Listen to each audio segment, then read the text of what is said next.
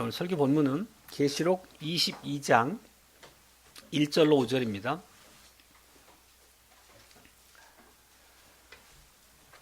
또 저가 수정같이 맑은 생명수의 강을 내게 보이니 하나님과 및 어린 양의 보좌로부터 나서 길 가운데로 흐르더라. 강 좌우에 생명나무가 있어 12가지 실과를 맺히되 달마다 그 실과를 맺히고 그 나무 잎사귀들은 만국을 소성하기 위하여 있더라.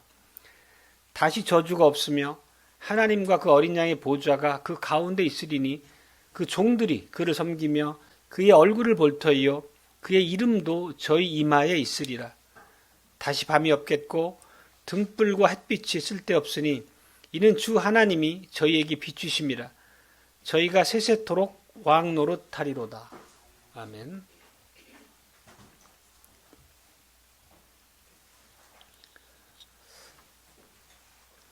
예수 그리스도 사랑하는 형제자매 여러분, 오늘 읽은 말씀을 통해서 아실 수 있듯이 오늘 본문은 생명나무와 생명수 강이라는 상징을 통해서 그리스도 안에 있는 영생의 복음을 우리에게 들려주십니다. 교회에게 임한 그 놀라운 영광에 대한 이제 말씀이죠. 우리가 21장에서도 거룩한 도성 새 예루살렘 교회가 얼마나 영광스러운 하나님의 나라인지를 우리가 아주 세세한 하나님의 말씀을 통해 들은 바가 있습니다. 그것을 기억하시고 오늘 또 22장 말씀을 한번 더 듣겠습니다. 오늘 설교의 제목은 이제 주보는 좀 요약해서 알려드렸습니다만 이렇습니다. 거룩한 성 새 예루살렘의 생명나무와 생명수의 강을 통하여 생명의 축복이 넘치게 하신 주 하나님입니다. 크게 세 가지 대지로 말씀드리겠습니다. 생명수의 강, 생명나무, 생명의 축복에 대해서입니다. 먼저 생명수의 강에 대해서 말씀을 듣겠습니다. 오늘 본문을 보면 요한은 수정같이 맑은 생명수의 강을 환상으로 봅니다. 그리고 이 환상을 지금 요한에게 보여주고 있는 천사는 21장에서 거룩한 도성 새 예루살렘 그 환상을 보여주었던 그 천사입니다. 이 동일한 천사라는 의미는 어떤 뜻이냐면 지금 이 22장의 환상이 21장 거룩한 도성 새 예루살렘 환상에서 이어지는 계속되는 부분이라는 의미입니다. 그 천사는 이제 21장 9절에서 새 예루살렘을 신부 곧 어린 양의 아내라는 표현으로 요한에게 말씀한 바가 있죠. 다시 말해서 새 예루살렘 성은 교회니까 지금 이 계속 거룩한 교회에 대한 말씀이 이어지고 있는 것입니다. 그렇다면 이런 맥락에서 동일한 환상의 이어짐으로 볼 때 오늘 우리가 듣고 있는 이 성 안에 흐르는 생명수 강 역시 하나의 상징적인 의미로 이해하고 그 뜻을 우리가 살펴야 되겠습니다. 이 생명수의 강이 무엇인지 오늘 그 말씀을 이해하고 그것이 우리에게 어떤 의미인지를 깊이 새겨야 되겠습니다. 1장 하반절에 보면 요한은 이 강이 하나님과 어린 양의 보좌로부터 흘러나온다라고 말합니다. 지금 이 말씀은 우리가 병행 구절로 읽었던 에스겔서 47장의 말씀과 매우 흡사하죠. 오늘 계시록의 이 환상이 에스겔을 그 배경을 하고 있다는 것을 우리는 알 수 있죠. 47장, 에스겔 47장, 그 1절로 5절 다시 한번 보겠습니다. 이것은 이제 에스겔이 환상 속에서 보는 성경의 지금 모습, 성전의 모습입니다. 그가 나를 데리고 전문에 이르시니 전의 전면이 동을 향하였는데 그 문지방 밑에서 물이 나와서 동으로 흐르다가 전 우편 제단 남편으로 흘러내리더라. 그가 또 나를 데리고 북문으로 나가서 바깥길로 말미암아 꺾여 동향한 바깥문에 이르시기로 본즉 물이 그 우편에서 스미어 나오더라. 그 사람이 손에 줄을 잡고 동으로 나아가며 일천척을 청량한 후로 나로 그 물을 건너게 하시니 물이 발목에 오르더니 다시 일천척을 청량하고 나로 물을 건너게 하시니 물이 무릎에 오르고 다시 일천척을 청량하고 나로 물을 건너게 하시니 허리에 오르고 다시 일천척을 청량하시니 물이 내가 건너지 못할 강이 된지라. 그 물이 창이라여 헤엄할 물이요 사람이 능히 건너지 못할 강이더라. 이 말씀의 의미는 성전 문지방 아래에서 흘러나온 물이 점점 깊어져서 마침내 사람이 건널 수 없을 만큼의 거대한 강을 이루었다는 말씀을 묘사하고 있는 겁니다. 이 말씀에서 중요한 것은 물이 흘러나온 근원이죠. 물이 흘러나온 근원이 어디냐면 성소입니다.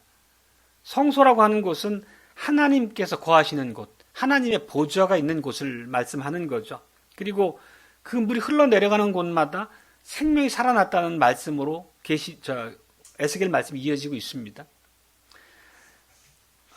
똑같이 요한이 본 환상의 의미도 에스겔과 그 가리키고 이어가는 맥락이 동일합니다.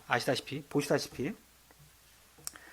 그렇지만 에스겔이 보았던 성전의 환상과 비교해서 한 가지 차이라면 이제 신약의 시대에는 더 이상 하나님께서 구약의 성전에 계시지 않는다는 거죠. 이제는 하나님께서 하나님과 어린 양의 보좌를 새 예루살렘 도성인 교회에 두고 계시다라고 하는 것을 우리가 지난주부터 듣고 있습니다. 그렇다면 생명수 강이라고 하는 것은 결국 교회 가운데 거하시는 하나님으로부터 흘러나온다는 걸 알 수 있는 거죠. 하나님의 보좌가 교회 안에 있으니까 결국 하나님께서 베푸시는 생명의 은혜를 가리키는 말씀입니다. 이걸 조금 더 자세하게 풀어서 말씀을 드리겠습니다. 이제 에스겔이 환상 속에서 본 강이 죽어있던 바다를 살리는 묘사가 에스겔 5장 47장 5절로 9절에서 이어집니다. 거기 8절과 9절만 간단히 보면 이렇습니다. 이 물이 동방으로 향하여 흘러 아라바로 내려가서 바다에 이르리니 이 흘러내리는 물로 그 바다의 물이 소성함을 얻을지라. 이 강물이 이른 곳마다 번성하는 모든 생물이 살고 또 고기가 심히 많으리니. 이 강물이 도착하는 곳마다 생명이 없던 곳에서 생명이 넘쳐나는 곳으로 변화되는 것을 묘사하고 있는 거죠. 여기서 우리가 바다의 이미지를 생각해 보면 계시록에서 바다는 무엇을 상징하죠? 반복해서 이해하지만 바다는 열방, 이방, 만국 그런 의미로 해석이 됐잖아요. 다시 말하면 이 에스겔 말씀에서 강물이 흘러가서 바다를 살린 것처럼 계시록에서 상징하고자 하는 바도 동일합니다. 생명수 강이 결국 만국을 소성케 하는 무엇인가라는 의미죠. 에스겔의 비유, 생명수 강이 흘러내려가서 바다를 소성시키신 것처럼 동일하게 계시록의 생명수 강도 같은 의미로서 만국, 열방, 이방을 소성시키는 의미로서 우리에게 주어지고 있다는 거죠. 그럼 구체적으로 이 강이 무엇인지를 우리가 살펴보면 예수님이 우리에게 주셨던 말씀 안에 그 답이 있습니다. 요한복음 7장 37절로 38절 말씀인데요. 이렇습니다. 누구든지 목마르거든 내게로 와서 마시라. 나를 믿는 자는 성경의 이름과 같이 그 배에서 생수의 강이 흘러나리라. 생수의 강, 생명수 강을 얘기하잖아요. 근데 사도 요한이 곧바로 이어서 이 말씀에 대해서 이렇게 해석을 이어갑니다. 이제 39절 말씀인데 이는 그를 믿는 자의 받을 성령을 가리켜 말씀하신 것이라. 다시 말하면 생명수 강, 생수의 강이 성령을 가리킴을 말씀하고 있는 거죠. 동일하게 요한이 이 계시록 22장에서도 같은 의미를 담아 생명수 강을 표현하고 있는 것입니다. 그 에스겔의 환상을 동일하게 여기에 적용을 하면 아버지와 아들로부터 보내심을 받은 성령께서 교회 안에 풍성하게 부어지심으로 교회에 새 생명을 공급하신다고 하는 환상을 보여주고자 하는 거죠. 실제 교회 역사를 보면 약속하신 그 성령을 예수님께서 승천하신 이후에 우리에게 보내주셨습니다. 바로 오순절 성령 강림을 가리키는 말씀이죠. 그리고 오순절은 2000년 전에 있었던 사건이지만 오순절 이 성령의 부으심이라는 이 사건은 그 한 시대에 끝난, 한 시대에 국한된 사건이 아님을 우리는 알고 있습니다. 오순절이라고 하는 사건 자체는 단회적 사건이지만 그 오순절의 영향은 교회 시대 내내 지속된다는 거죠. 즉 성령께서 교회 안에 내주하심으로 성령의 사역을, 생명을 깨우치는 사역을 계속해 나가신다는 거죠. 그래서 우리는 신약 시대를 성령의 시대라고 하는 말씀으로 이해하기도 하죠. 근데 여기서 조금 이제 그 주제에서 벗어난 말씀이긴 한데 하나 좀 드리고 싶은 말씀은 그 이제 교회의 수많은 교단 중에 오순절이라고 하는 교파가 있습니다. 하나님의 성회, 우리나라의 순복음 교단 뭐 이런 데 거기에 속하는데 그네들은 이 오순절 사건이 단회적 사건이 아니라고 주장을 합니다. 다시 말하면 신자가 개인적으로 체험할 수 있는 시대를 거쳐 반복 가능한 사건이라고 주장을 해요. 그러니까 개혁교회적 성령론과 전혀 다른 주장을 하는 거죠. 성경은 철저하게 오순절 사건은 단회적 사건으로 끝내고 다만 그 효과, 성령의 사역이라고 하는 게 교회 시대 내내 지속되는 걸로 우리에게 가르치는 반면에 그들은 사건 자체의 반복을 얘기합니다. 그래서 그들이 쓰는 표현 중에 뭐 제2의 축복이니 성령 세례니 이런 말씀들을 하거든요. 그래서 그런 성령을 체험하는 것을 엄청 강조하죠. 그러면서 신유의 은사, 무슨 어떤 방언 그러면서 특별하게 성령이 임한 어떤 이적적인 체험을 강조하고 그것을 받은 신자들이 마치 믿음이 좋은 신자들인 양 호도하죠. 그건 전혀 성경적이지 않은 맥락이라는 거죠. 근데 개혁신앙을 가진 장로교 안에도 이런 잘못된 성령론이 사실은 굉장히 휩쓸고 많은 사람들이 잘못된 관점으로 성령을 이해하죠. 이런 것들을 한번 좀 우리가 그 오늘 말씀 안에서 성령의 사역을 이해하는 면에 있어서 구별해서 이해할 수 있으면 좋겠습니다. 다시 본문으로 돌아오면 다시 말씀드리지만 이 본문의 환상은 단지 과거에 있던 사건이 아니란 얘기입니다. 다시 말하면 성령이 일하시는 것은 교회 시대 내내 계속된다는 거죠. 오늘 우리 교회 안에도 성령의 강, 생명수의 강이 흐르고 있다는 의미로 우리가 이해할 수 있다는 것입니다. 그러니까 아버지와 우리 주 예수 그리스도께서는 끊임없이 백성인 우리에게 성령을 공급하고 계신 것이죠. 성령의 역사가 우리의 안에서 끊임없이 우리의 믿음을 일으키고 하나님의 백성으로 살아갈 수 있도록 힘을 공급하신다는 의미입니다. 바로 오늘 그 생명수의 강에 담긴 의미가 우리에게 중요한 이유가 그거죠. 에스겔이 본 환상 속에서 강물이 흘러내려가서 죽은 바다 살렸던 것처럼 성령께서는 우리에게 공급되심으로써 죄와 허물로 죽었던 우리를 살리신다는 의미입니다. 죄와 허물로 죽었다는 의미가 뭐죠? 우리가 원래 하나님을 모르고 살았고 하나님 없는 삶을 살았고 하나님과 원수된 상태에 있었다는 거를 의미하는 거죠. 이런 것들이 사실은 죽은 바다가 상징하는 것처럼 영적으로 죽은 자들이었다는 것입니다. 그런 우리를 살리신 분이 성령 하나님이시라는 것을 오늘 환상에서 우리가 이해하게 됩니다. 그러니까 성령께서는 우리 안에 새 생명을 일으키셨죠. 그 결과가 뭐냐면 우리로 하여금 하나님을 알게 하시는 것이고 그리스도를 통해서 이루신 구속의 사역을 우리가 믿음으로 고백할 수 있게 하시는 거죠. 그리고 우리 하나님을 알고 하나님의 보내신 자 예수 그리스도를 믿는 것 자체가 영생이라고 성경은 우리에게 가르치고 있습니다. 그리고 영생의 의미는 우리가 반복해서 들었지만 단순히 시간적인 개념이 아니라는 거죠. 하나님 안에서 주님의 백성으로 함께 주님의 통치를 받아 살아가는 실질적인 생명력으로서의 의미가 영생에 담긴 의미잖아요. 바로 성령께서 우리 안에 그 영생을 희작하셨다는 것을 오늘 이 환상이 보여주고 있는 거죠. 그 2절 말씀을 보면 거룩한 성 길 한가운데로 그 생수의 강이, 그 생명수의 강이 여전히 흐르고 있음을 묘사합니다. 즉 생명수 강은 한때 흐르다가 멈춘 강이 아니라 지금도 내내 흐르고 있다는 거고 그거를 해석해서 이해하면 지금도 성령께서 교회를 떠나지 않으시고 교회 가운데서 주님의 백성들을 살리시고 믿음을 세우시고 우리를 지키신다는 의미로 우리가 이해할 수 있겠습니다. 성령의 역사로 우리들은 거듭난 거죠. 우리가 거듭났기 때문에, 즉 중생했기 때문에 하나님의 말씀을 진리로 고백할 수 있게 된 거고 예수 그리스도를 믿음으로 우리가 붙잡게 된 거죠.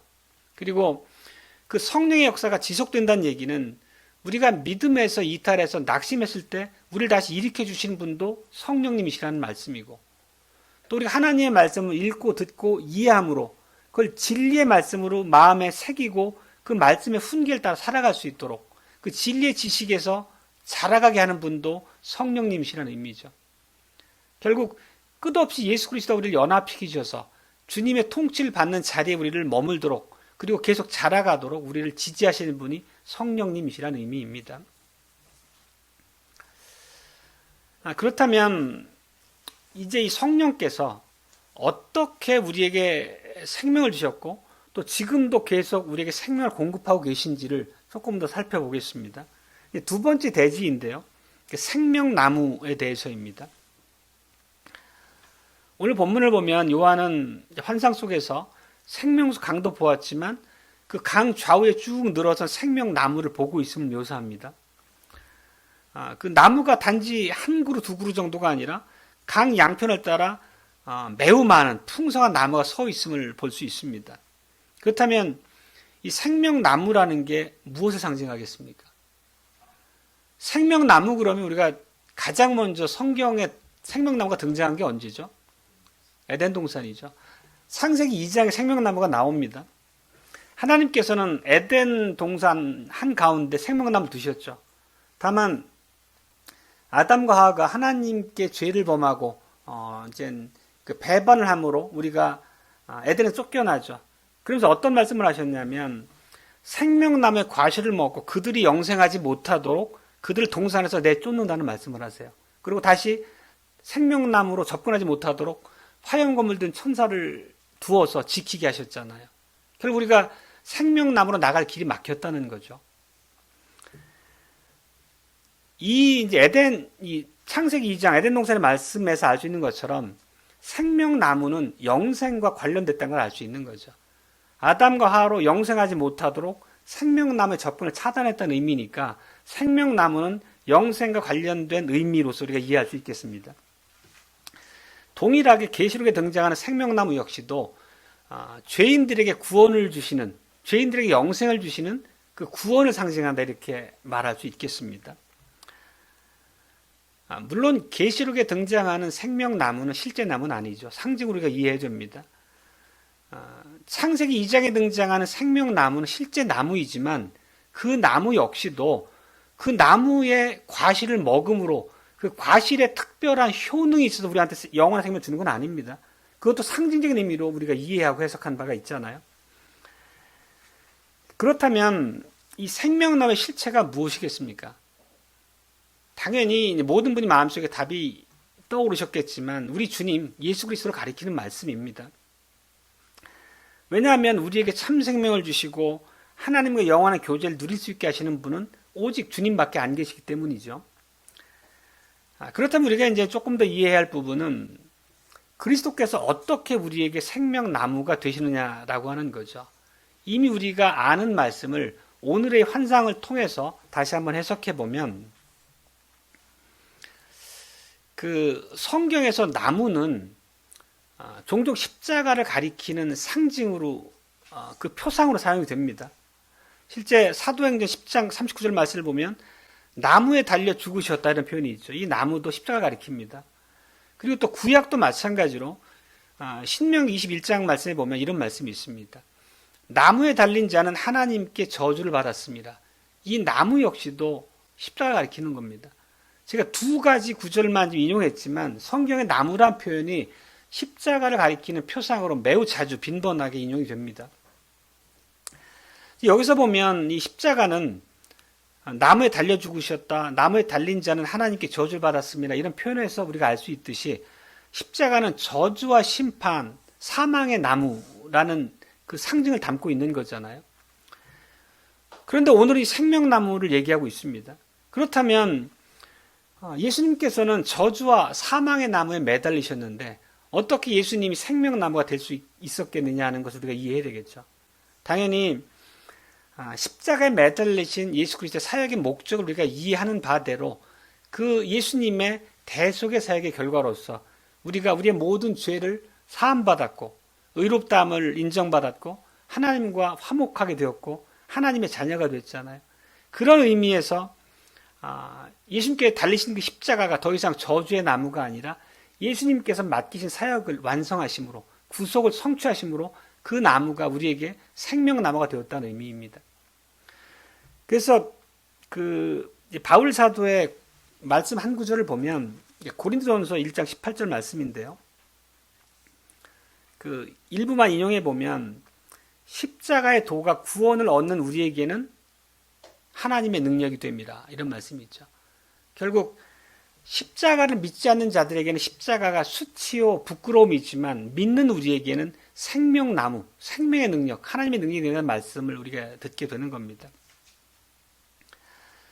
다시 에덴 동산의 이미지하고 좀 비교해서 결부시켜서 우리가 이해를 해보면 결국 에덴에서 쫓겨남으로 인류는 죄 가운데 사망 가운데 거하게 됐고 다시는 에덴 중앙에 있는 생명나무로 나가지는 길이 차단당했었잖아요. 근데 십자가는 인류에게 닫혔던 차단됐던 에덴의 생명나무로 나아가는 그 길이 다시 열렸음을 우리에게 보여주는 거죠. 그런 통로가 되었다는 것을 의미합니다. 실제 이렇게 성경 전체에서 보면 이 나무라고 하는 이 의미가 구속사적으로 매우 중요한 그 부분에 등장한다는 것입니다. 생명나무라는 표현 자체도 에덴의 기사를 이해함으로 예수 그리스도께서 왜 생명나무가 되신지 이런 전체적인 맥락을 함께 이해할 때 훨씬 더 우리에게 주는 그 의미가 살아나고 마음에 새겨진다는 것을 이제 말씀드리고 싶습니다.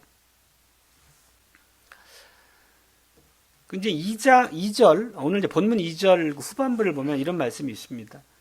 생명나무가 12가지 열매를 맺으며 달마다 열매를 맺는다. 12가지라고 하는 그 과실의 종류가 중요한 게 아니고 12, 10이라는 숫자가 담은 상징을 얘기하는 거죠. 결국 12는 우리가 익히 아시는 바대로 이제 충만한 완전한 그런 의미잖아요. 그러면 생명나무에 열매가 12가지가 맺힌다는 얘기는 그리스도께서 우리에게 부여하시는 그 영생이라고 하는 열매가 얼마나 풍성하고 완전한지를 상징적으로 담아서 표현한 거죠. 열매가 12가지라는 의미가. 이렇게 그리스도 안에서 우리에게 공급된 생명에는 부족함이 없다는 의미입니다. 그리고 이 생명나무가 서 있는 곳도 우리에게 뜻하는 바가 있는데 이 생명나무가 지금 어디에 서 있습니까? 거룩한 도성 새 예루살렘에 서 있는 거죠. 새 예루살렘은 교회를 가리키는 것이고 그렇다면은 이 영생의 축복이라고 하는 게 예수님의 재림과 더불어 완성될 장차 천국에서만 주어질 복이 아니라 교회에 주어진 지금 우리에게 이미 주어져 있는 실질로서의 영생을 의미하고 있다는 것도 함께 우리가 이해해야 되겠습니다. 반복해서 요한계시록을 통해 듣게 되는 말씀이죠. 우리가 이미 그러나 아직이라는 구도하에서 우리가 부활의 능력, 영생의 생명력을 받아 살아가는 구원의 실질을 우리가 누리고 있다는 것을 늘 말씀을 드립니다. 우리가 이것을 아는 것이 하나님의 백성으로서 살아가는 일에 매우 필요한 능력을 공급하시는 그 진리의 원천과도 같기 때문에 반복해 말씀드립니다. 예전 설교 때도 한번 인용했던 말씀인데 다시 한번 말씀을 드려보면 그러니까 예수님께서 친히 하신 말씀 안에도 이 동일한 진리가 담겨 있다는 것입니다. 요한복음 5장 24절 말씀인데 이렇습니다. 아마 암송하는 분도 계실 텐데요. 내가 진실로 진실로 너에게 이르노니 내 말을 듣고 또 나 보내신 이를 믿는 자는 영생을 얻었고 심판에 이르지 아니하나니 사망에서 생명으로 옮겼느니라. 이걸 조금 더 살펴보면 나 보내신 이를 믿는 자는 영생을 얻었고 할 때 헬라어의 원래 시제가 현재 시제인데 헬라어에서 현재 시제는 언제 쓰이냐면 현재 지금 내가 소유하고 있는 상태를 의미할 때 쓰이는 문법이거든요. 헬라어라고 하는 게 영어하고 다른 독특한 의미가 있는데 즉 영생을 얻었고라고 하는 것은 지금 우리가 영생을 얻어서 이미 누리고 있다는 의미로서 우리에게 가르쳐 주셨다는 얘기를 하고자 하는 것입니다.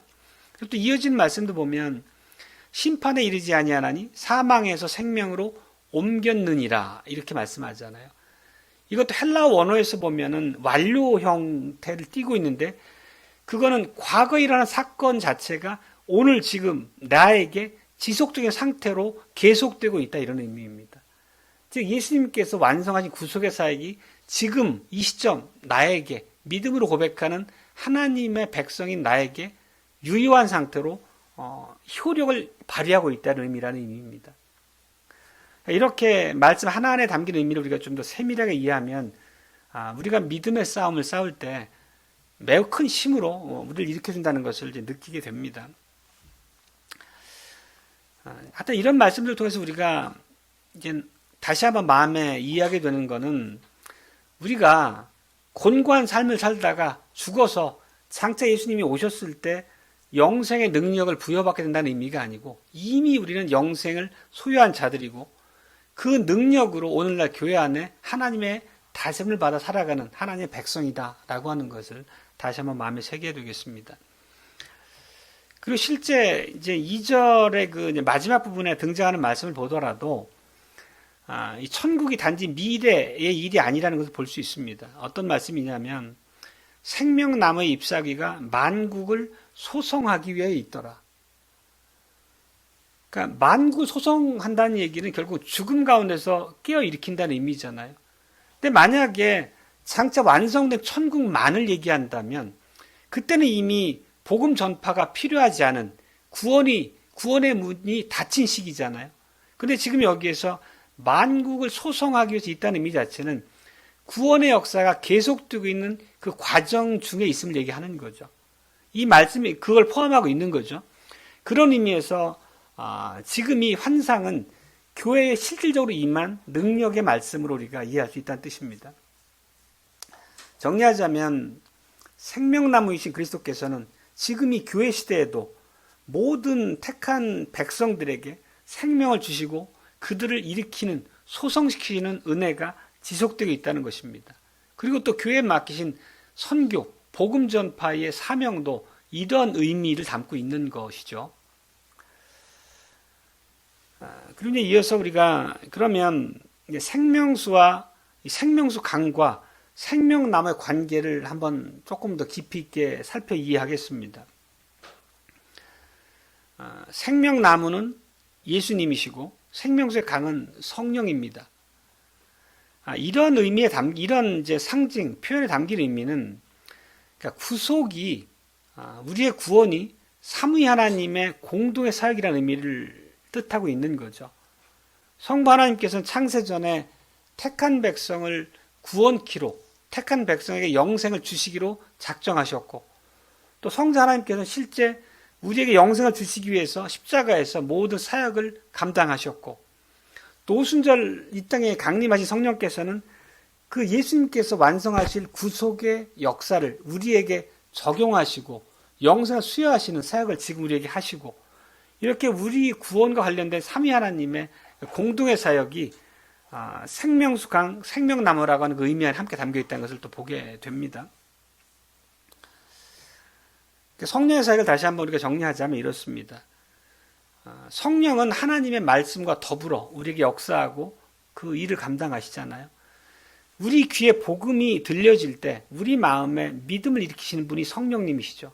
그리고 그렇게 우리에게 믿음을 일으키시는 그 일은 그 단회적인 의미로서 끝나는 것이 아니라 우리가 하나님의 백성으로 살아가는 삶의 내내 성령의 역사가 우리를 붙들어 주시는 거죠.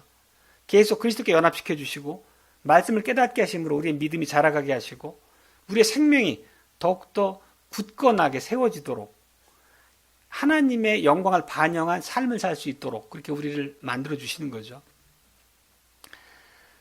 한마디로 정리하자면 이 생명수 강으로 이 상징된 성령의 사역은 생명나무로 상징된 예수 그리스도께로 우리를 늘 연합시켜 그 가르침대로 살아갈 수 있도록 주장하신다는 것입니다.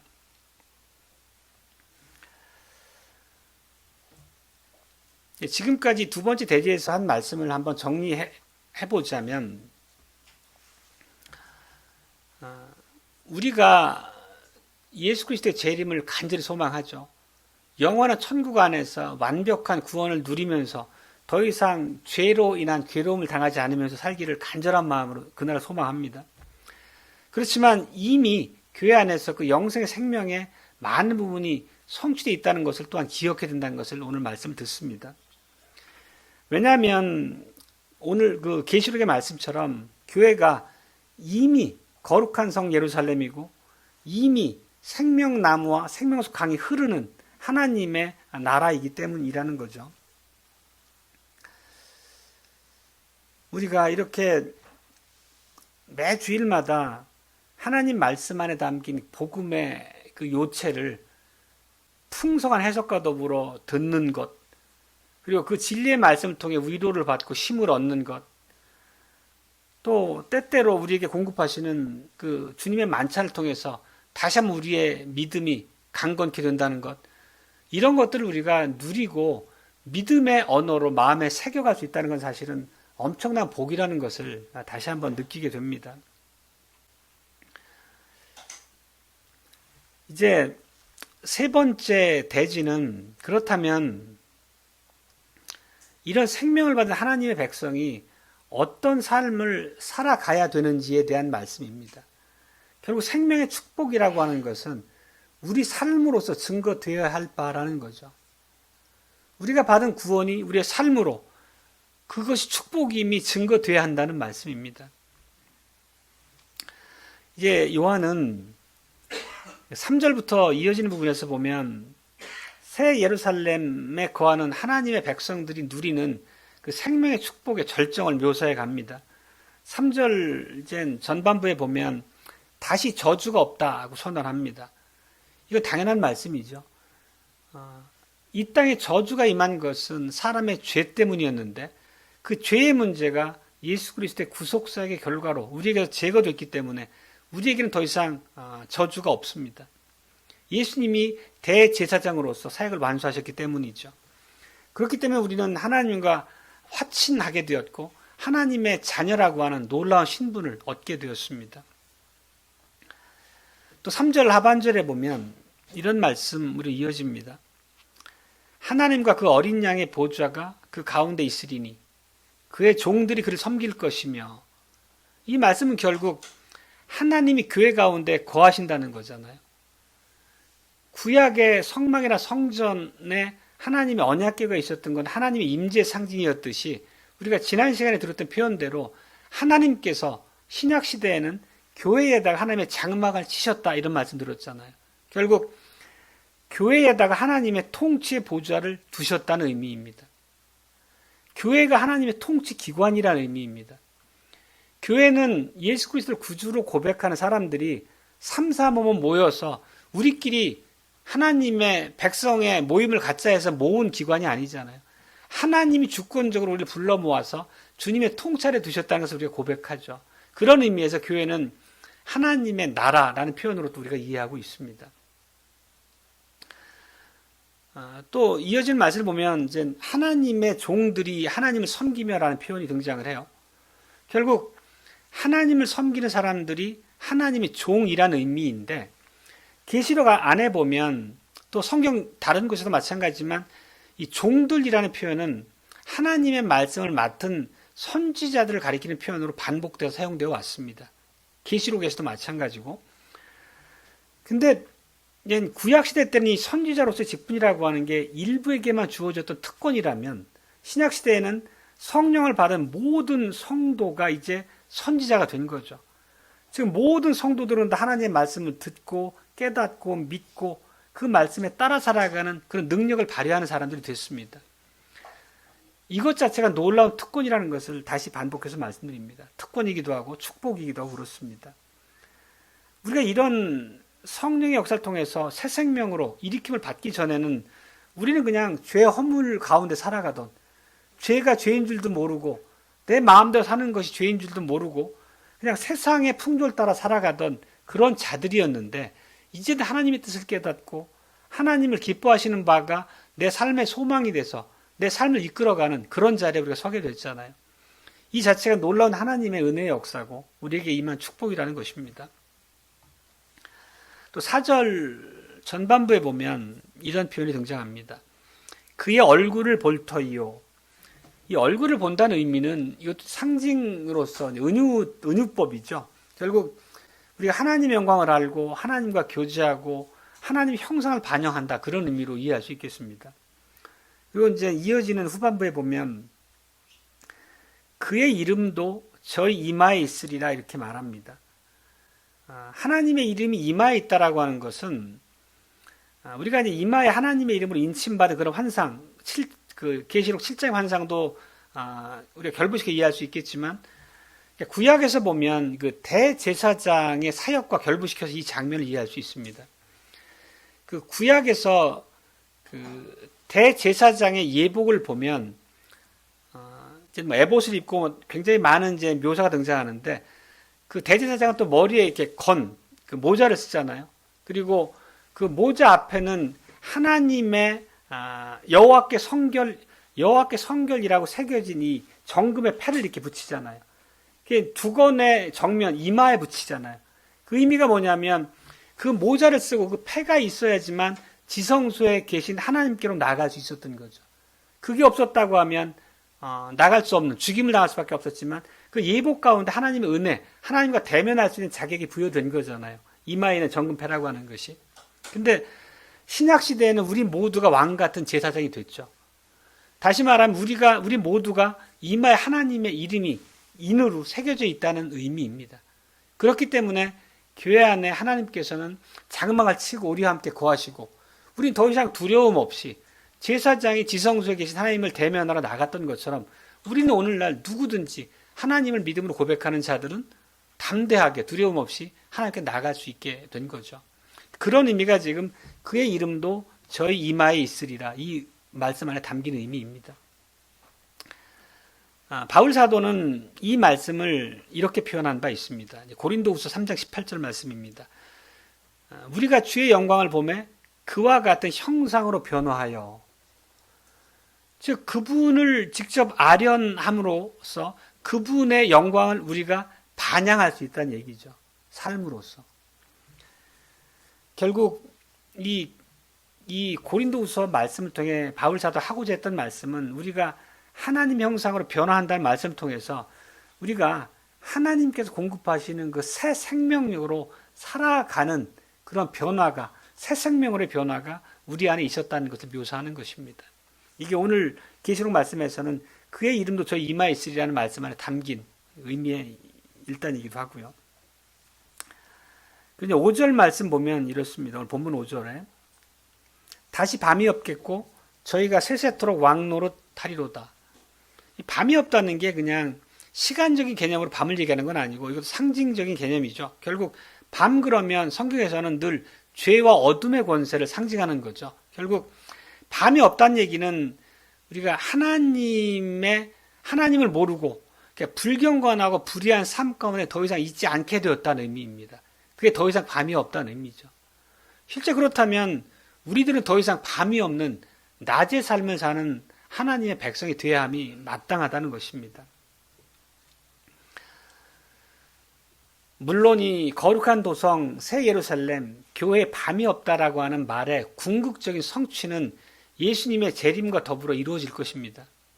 그리고 우리도 밤이 없는 낮을 살아가는 하나님의 성도이지만 여전히 우리에게는 연약함이 남아있죠.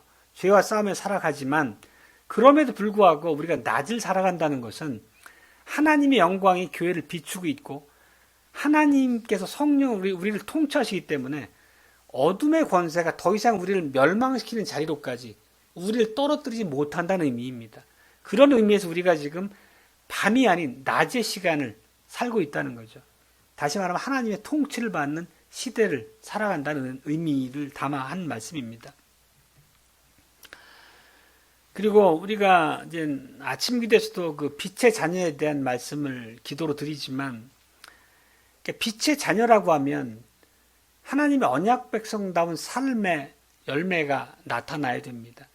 우리가 때로는 죄로 오염된 열매가 우리 삶에 있기도 하지만 끊임없는 영적 투쟁을 통해서 우리 삶에는 이 빛의 자녀에 합당한 삶의 결과가 나타나야 되는 거죠. 방탕함, 술 취함, 음란, 시기, 질투 이런 등등을 우리 삶에서 벗어버려야 되는 거죠. 요즘 오후 설교에 계속 그 하델베르크의 10계명 부분을 설교하고 있잖아요. 결국 10계명을 하나님께서 언약 백성에게 주신 그 생명의 율법인데 그 법을 지키는 것이 어떤 의미인지 우리가 매주 새기고 있죠. 그런 방식으로 우리 삶을 계속 다듬어 세워가는 게 이 빛의 자녀로서의 낮의 삶이다 이렇게 말할 수 있겠습니다. 말씀 맺겠습니다. 우리가 이렇게 밤을 이기는 삶, 다시 말하면 이제 불경건하고 불의한 삶을 살지 않고 하나님의 말씀 따라 사는 삶을 얘기하는 거죠. 우리가 이렇게 밤을 이기는 삶을 살고 하나님을 예배하고 이런 거룩한 삶 가운데 있다는 것이 우리가 최근에 들었던 말씀을 표현하자면 바로 왕노릇하는 삶이라는 것을 우리는 이해하고 있습니다. 이 왕노릇이라는 것은 어떤 세상의 정치 권력이나 힘으로 누군가를 압박하고 다스리는 그런 것을 의미하지 않는 거죠. 결국 죄와 사망과 마귀의 종로로 됐던 그 자리에서 해방된 우리가 이제는 하나님을 섬기는 방식의 삶을 살 수 있다는 것, 그 삶을 우리가 왕노릇하는 삶이다라는 것으로 말씀을 드린 바 있습니다. 하나님께서, 우리 주님께서 우리를 나라와 제사장으로 삼으셨다는 의미의 연장선에 있는 말씀입니다. 우리가 하나님의 얼굴을 바라보고 하나님의 형상을 우리 삶으로 반영해내는 것, 다시 말하면 순종의 삶이죠. 이 자체가 우리에게 부여된 특권으로서의 왕권을 행사하는 그런 의미로 우리가 이해할 수 있겠습니다. 그리고 이미 교회에 영생의 삶이 시작되었고 부활의 생명의 능력이 우리에게 부여되었다는 말씀을 드렸죠. 결국 이렇게 왕노릇하는 삶은 이미 교회 안에 살아가는 우리 삶을 통해서 증거되어야만 하겠습니다. 그리고 우리가 이렇게 사는 그 결과로서 장차 예수님께서 재림하신 날 더 완벽한 모습으로 완성이 되겠습니다. 그때는 시간의 다함이 없는 영원 속에서 세세토록 전혀 죄에 오염되지 않은 완벽한 왕노릇을 하게 되겠습니다. 이렇게 장차 완성될 영광을 우리가 마음에 새기고 소망하면서 오늘 교회가 생명나무와 생명수 강이 흐르는 이 거룩한 도성이라면 그 백성, 그 성의 백성인 우리로서는 하나님을 기쁘게 섬기는 삶을 살아감이 마땅하겠습니다. 모두 하나님을 기쁘게 섬기는 삶을 사시기를 기원합니다. 아멘.